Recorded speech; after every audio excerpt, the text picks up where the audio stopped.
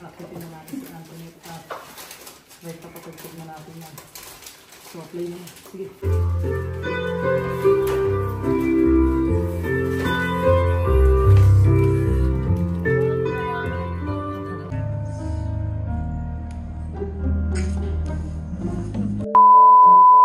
So yo, what's up mga master? So ngayon this time mga par, happy Valentine's po sa lahat, to all followers, sa lahat po ng mga nanonood ngayong video na to. Ayan, so ngayon kasi mga par, umalis ako, di ko kasama si Antoinette kasi nga Valentine's, no. So this time ngayon nasa bahay lang si Antoinette and baby Meteor. Tapos ngayon is nagpaalam ako kay Antoinette, tutulog pa siya, nasabi ko, mahal, baka hanapin mo ako, may pupuntahan lang ako kliyente. So dito lang sa part ng QC.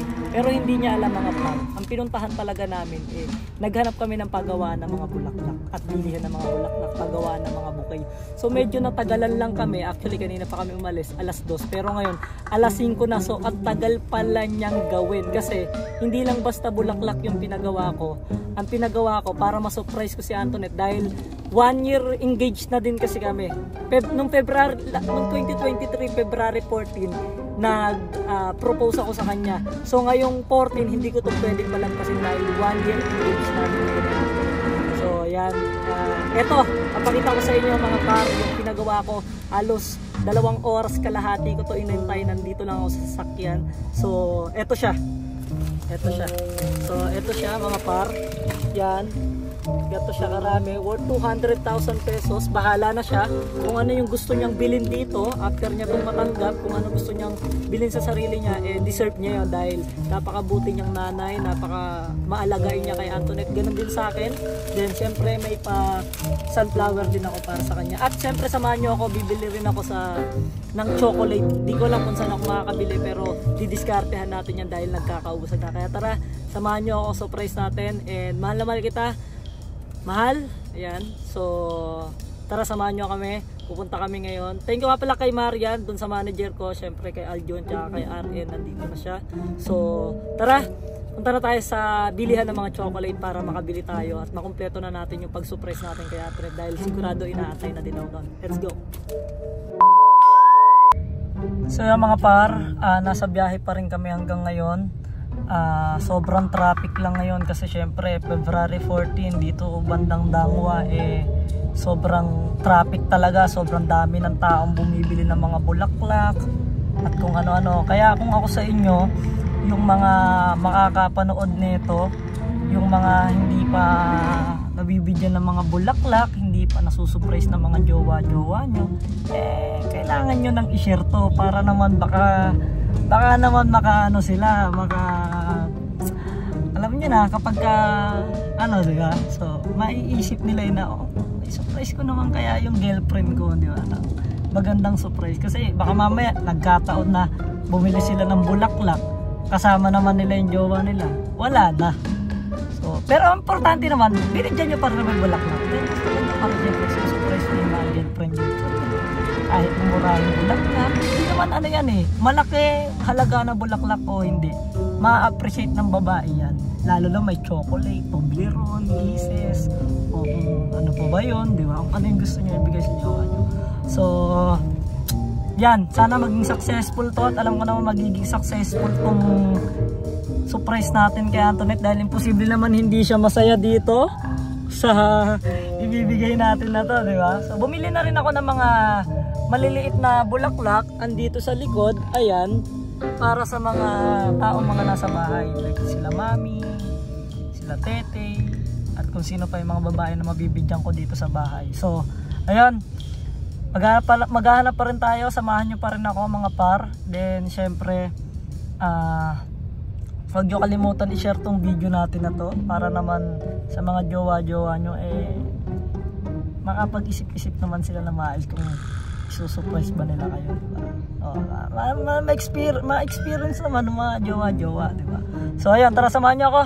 Bibili tayong bulaklak, di na natin pahabain to mga par. So maya maya isusurprise na natin at abangan nyo kung ano yung magiging reaction ni Antoinette dahil ang tagal ko na din siyang hindi na surprise kasi lagi kami magkasama sa bahay. So Ngayon, hindi ko alam kung ano magiging reaction niya, kaya tignan na lang natin kung ano magiging reaction niya. Kasi first time ko din na magbigay ng money bouquet. Sa lahat, sa buong buhay ko, first time ko magbigay ng money bouquet. So, ito yung pinaka kauna-unahan ko na siya rin ang babae na bibigyan ko na kauna-unahan ito. So, sana siya rin, sana first time niya rin makatanggap ng ganito. So, sa akin lang ma-experience. At sana sa akin lang talaga. So, ayun mga par, tara samahan niyo ako. Let's go! So yun mga par, dito na kami sa bahay. Actually wala kami nabilan na cake kasi sold out sa mga 7-Eleven. Kaya cake na lang yung binili namin. Then may nakalagay na Happy Valentine's Day. Kaya tara, nabinigyan ako kasi mataas yung bahay. So akitin na natin si Anthony at wait, papatugtog na natin yan. So play na. Sige.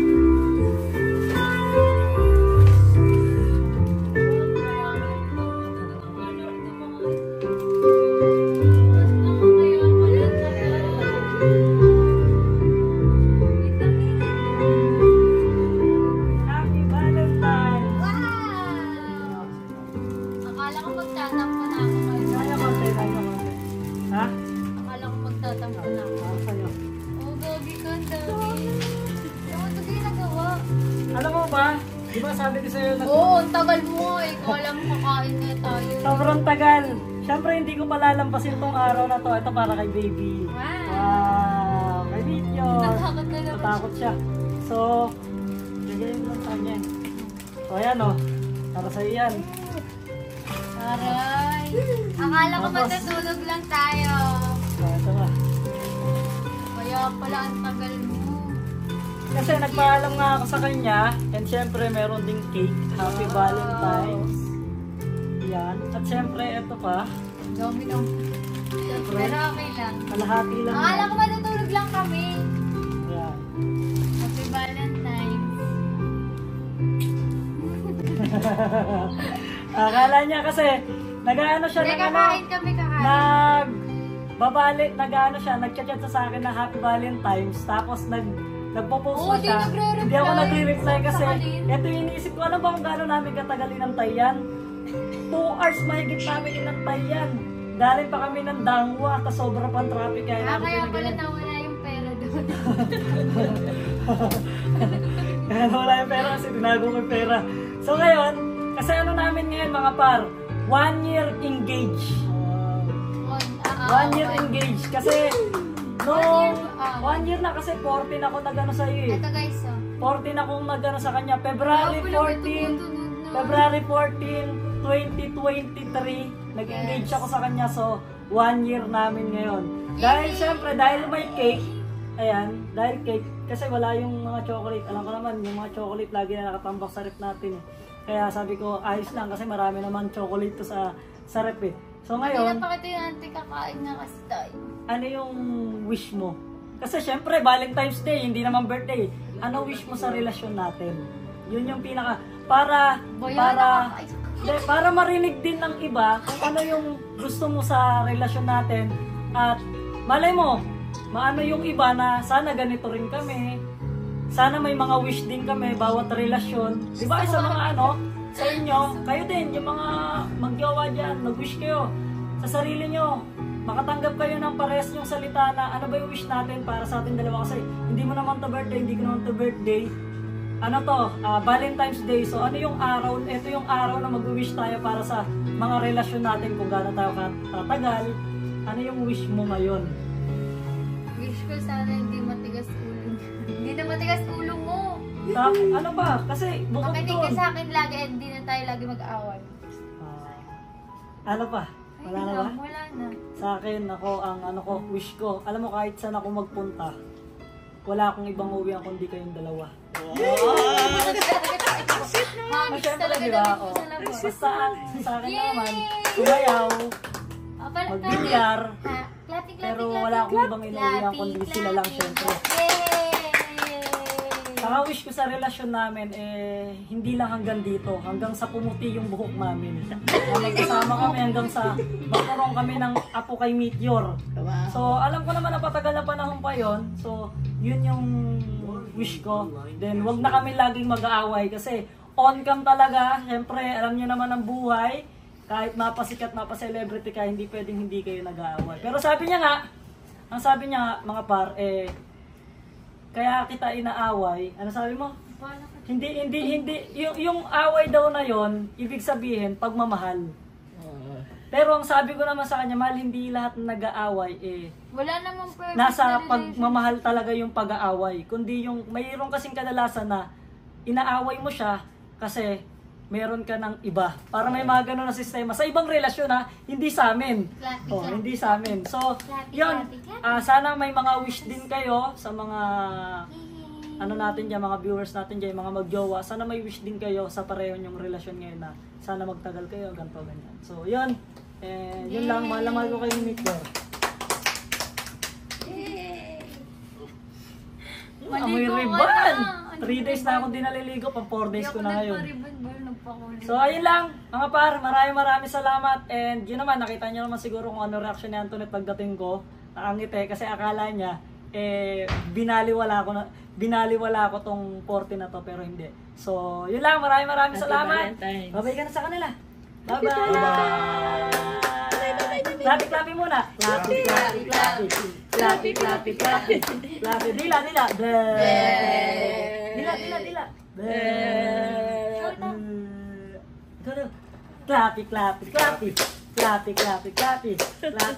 Clappy. Wheels on the bus go round and round. Wow, di ba? Ang galing ni Meteor, no?